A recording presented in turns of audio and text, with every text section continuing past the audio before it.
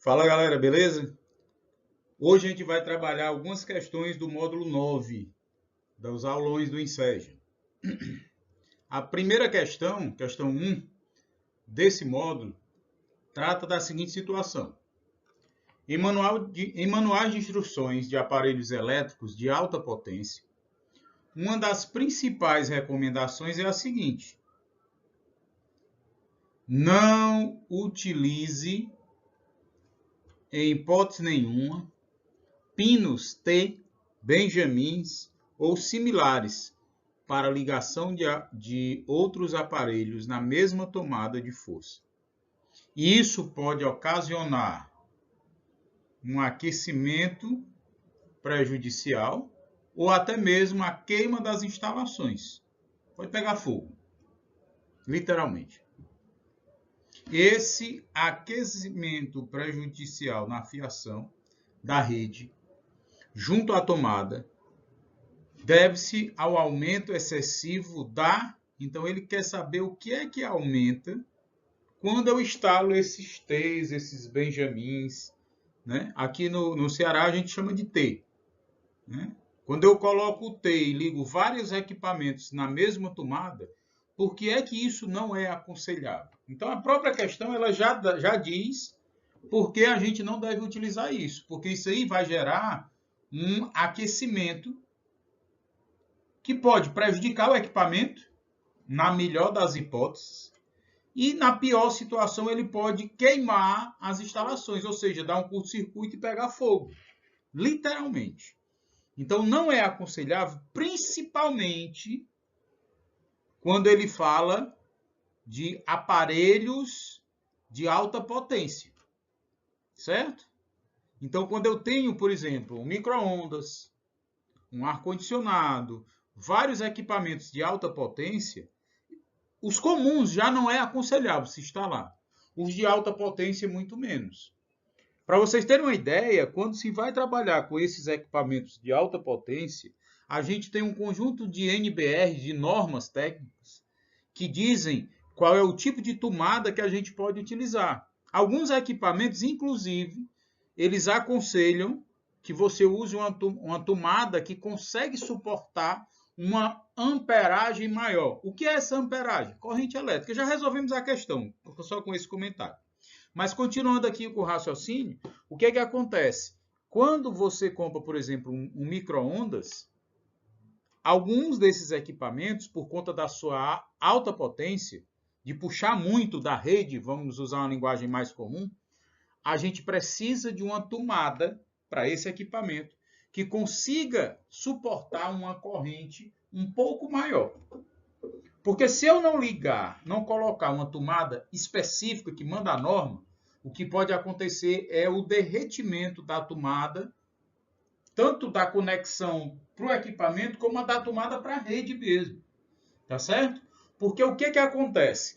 Quando você liga vários equipamentos na mesma tomada, você já tem uma corrente que é alta, e quanto mais você liga esses equipamentos nesses T's, maior vai ser a corrente que vai estar passando da tomada para esses equipamentos. A prova disso é que quando você vai fazer uma reforma na casa, se você não fizer uma redistribuição da rede, e for fazendo um cômodo e for puxando a fiação, fazendo outro cômodo puxando a fiação, fazendo outro cômodo puxando a fiação, vai chegar um ponto que quando você liga todos os equipamentos, o que é que vai acontecer? O disjuntor vai desligar, a geral vai desligar. Por quê? Porque quanto mais eu for ligando componentes nesse circuito dessa forma, nesses T's, fazendo esses puxados, maior vai ser a corrente elétrica que vai estar aumentando nesse circuito. Então, tanto na questão das reformas, como na questão do T, eu tenho que evitar equipamentos de alta potência ligados na mesma tomada. Tá certo? E a tomada, por si só, ela já não resiste. Imagine esses T's. Imagine esses equipamentos, esses T's, que são aqueles que você conecta 3, 4, tem gente que liga um T no outro, aí vai conectando. Não façam isso, porque o risco é muito grande, porque com o aumento excessivo dessa corrente elétrica, que aí a resposta da nossa questão é o item A, com o aumento excessivo dessa corrente elétrica, o que vai acontecer é o que a gente chama de efeito Joule. O que é esse efeito Joule? É o aquecimento que vai ser gerado naquela fiação, naquele condutor, por conta da passagem da corrente. Tá certo? Então, a gente não deve, de maneira nenhuma, ligar esses componentes nesses T's, e muito menos os componentes de alta potência. O que recomenda a norma é que, se eu estou ligando um componente de alta potência, o ideal é que a gente tenha uma rede específica para aqueles componentes de alta potência. Tá certo? Então, a opção correta dessa primeira questão é item A. Vamos para a próxima. Seguindo esse mesmo raciocínio, a gente tem aí um print de um manual de instruções, e a questão 10 do módulo 9 diz o seguinte: o manual do consumidor para a instalação de uma secadora de roupas é equivalente ao que a gente estava falando no exemplo passado, né? Aqui, essa secadora de roupas, ela se caracteriza como um equipamento de alta potência. Por que a gente fala de alta potência? Quanto maior for o consumo de energia daquele equipamento, maior vai ser a potência que vai estar relacionada a ele. Por quê? Porque quando a gente vai calcular a energia, a gente pega a potência do equipamento vezes o tempo que ele fica ligado. Então, quanto maior for a potência, maior o consumo de energia. Então, esses equipamentos que consomem muita energia, ou seja, de alta potência, eles não devem, e aí aqui ó, a representação daquilo que a gente falou na questão anterior. Eu não posso ligar todo mundo num T, no mesmo T. E aqui está explícito.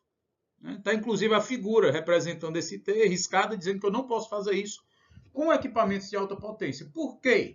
E aí a gente vai voltar à questão anterior, porque quanto mais equipamentos eu ligar aqui, maior vai ser a corrente que vai passar, mais vai aquecer, e aí o risco de ter um curto-circuito, pegar fogo, literalmente, é muito grande. Tá certo? Então, continuando a questão, ele diz o seguinte: nesse manual, a gente tem esses dois quadrinhos, e aí, com base nessas informações, conclui-se que o procedimento correto para a instalação da secadora é... Então, aí eu tenho as opções. Vamos aqui para esse quadrinho que está representado aqui. Vamos identificar o que é que ele fornece. Então, bora lá. Deixa eu ver. Aqui, essa tensão é a tensão da rede, certo? Então, esse equipamento ele foi projetado originalmente para ele funcionar com 127 volts, certo? Então, esse equipamento, essa secadora de roupa, com essa especificação do manual, ela funciona com 127 volts. Aí você pode pensar assim, Daniel, mas aí ele tem uma oscilação, a minha rede elétrica tem uma oscilação. O manual prevê essa oscilação. Ele diz o seguinte: a oscilação permitida é de 106 até 132 volts. Aí, aquilo que eu estava falando para vocês, ó, a corrente máxima que pode passar por ela é de 15 amperes.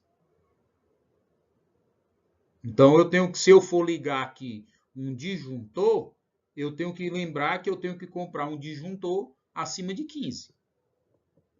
Porque 15 amperes é a corrente que ela está, é a corrente máxima permitida por ela. Tá certo?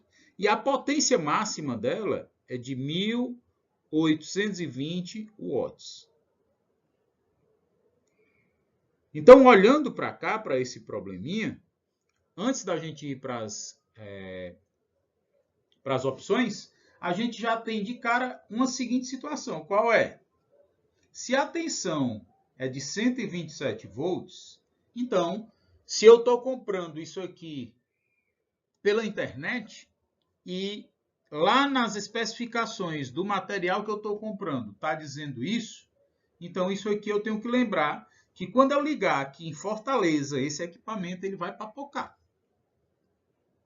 Então, se eu estou comprando pela internet uma secadora de roupa e eu observo isso daqui, ó, 127 volts de tensão, então eu já tenho que perceber o seguinte, a nossa tensão aqui é quanto?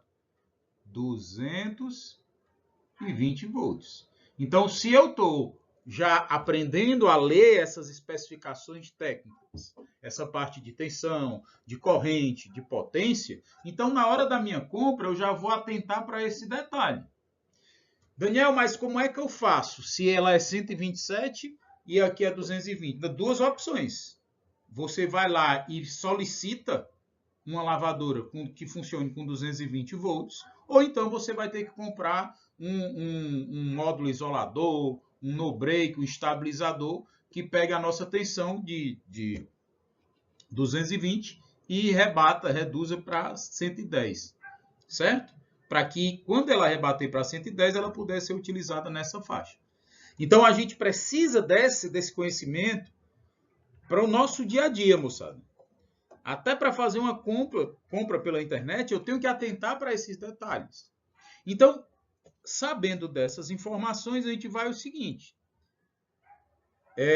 Conclui-se que o procedimento correto para a instalação da secadora é. Então, ele quer que a gente diga como é que eu devo instalar. Então, de cara, pelo que a gente já discutiu, conectá-la em uma tomada de 220 não é uma opção. Na hora que eu conectar, vai queimar o equipamento. Então, utilizar um Benjamin na fonte de 220, muito menos. 220 já queima. Imagine um equipamento que ele foi projetado para 127, eu vou ligar em 220, já vai passar uma corrente acima da permitida por ele, e aí eu ligo um T. Então, sem condições o item B. O item C, conectá-la numa tomada de 220, queimou também. Por eliminação, vai sobrar a última opção. E a nossa última opção, ela diz o seguinte: utilizar a tomada exclusiva, é exatamente o que está especificado aqui nessa opção. Ó. Não posso ligar várias coisas nessa mesma tomada, tem que ser uma tomada exclusiva, sem extensões ou benjamins, para que não se estabeleça uma corrente elevada. Lembra da questão anterior que a gente resolveu? Quanto mais coisa eu ligar nisso daí, maior vai ser a corrente, mais ele esquenta. Então, o risco de um monte de equipamento ligado nisso aqui, principalmente quando são equipamentos de alta potência, é que esse negócio pegue fogo. Então, eu não posso, né, para que não se estabeleça corrente elevada no sistema elétrico. Então, a nossa opção correta para essa questão, que é a questão 10 do módulo 9, é o item B. Ok? Vamos para a próxima. Na próxima, a gente vai trabalhar uma questãozinha de energia. Então, no processo de geração de energia, é mais ou menos o contexto de energia hidrelétrica, no caso, né? Dessa questão 11 do módulo 9. Então, nessa questão 11 do módulo 9, a gente tem o seguinte. Observe o esquema com os componentes básicos de uma usina hidrelétrica. Esse tipo de usina aproveita o potencial hidráulico das águas de um rio para a produção de energia elétrica. A água do reservatório ou barragem é canalizada sob pressão, aciona uma turbina, fazendo-a girar. O eixo dessa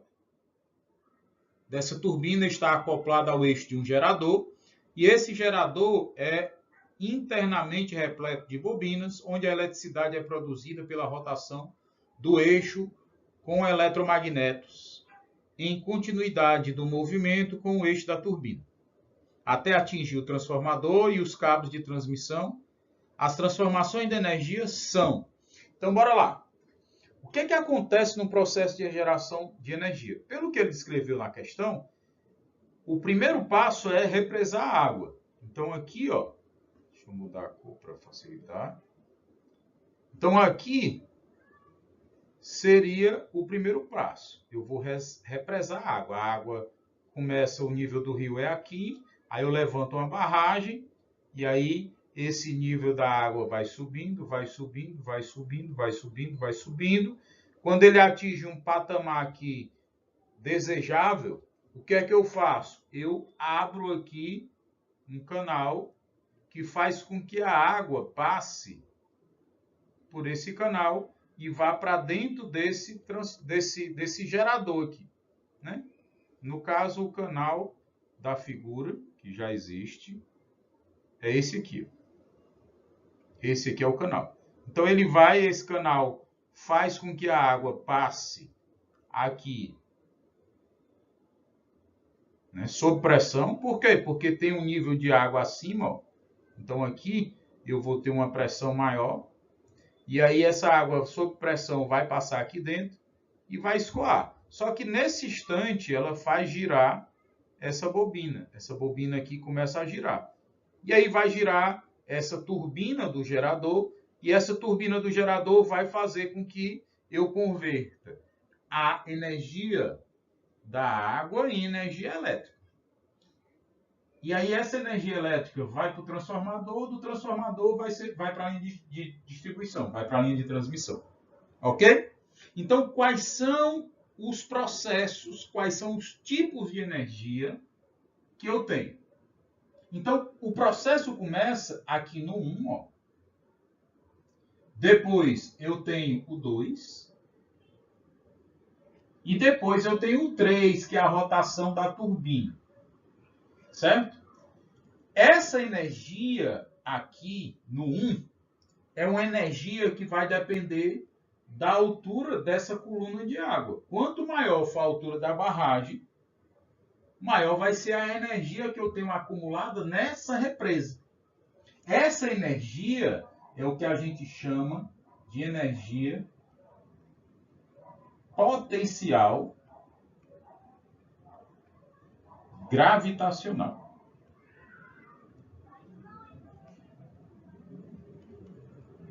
Então, eu vou represar essa água e vou acumular, vou fazer com que eu tenha uma alta energia potencial gravitacional aqui, por conta dessa altura da coluna de água. A partir do momento que eu abro esse recipiente aqui, e essa água começa a escoar, aí eu vou ter uma transformação dessa energia potencial gravitacional.